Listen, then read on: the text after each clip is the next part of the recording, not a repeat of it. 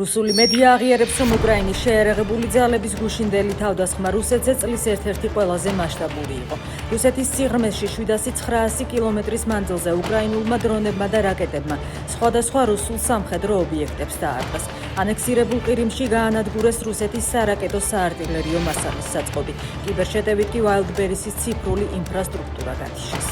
წინასწარ შეიძინა მაყუჩიანი იარაღი და მოამზადა გასაქცევი ჩანთა, აცხადებს ვაკეში მოკლული ბიზნესმენის ოჯახი ბრალდებულზე. ისინი ექსპერტიზის დასკვნას გაყალბებულად თვლიან. ამბობენ, რომ შეურაცხადად გამოცხადებული ადამიანი წინასწარ ვერ დაგეგმავდა მსგავს ქმედებებს. ბიზნესმენ ბოკუჩავას ახლობლების თქმით, ბრალდებულმა ბაგათელია მკვლელობამდე ქონება დასდა სიძეს გადაუფორმა და ფიქტიურად განქორწინდა.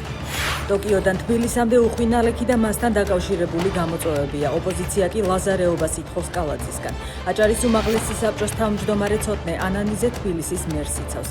კახა კალაძე დღეს არ ჩანს. მერია მწვიმის შედეგებზე განცხადებები გაავრცელა. ოცნების პროპაგანდისტული ტელევიზიები კი დილიდან ერევნის დატბორვას იუწყებიან.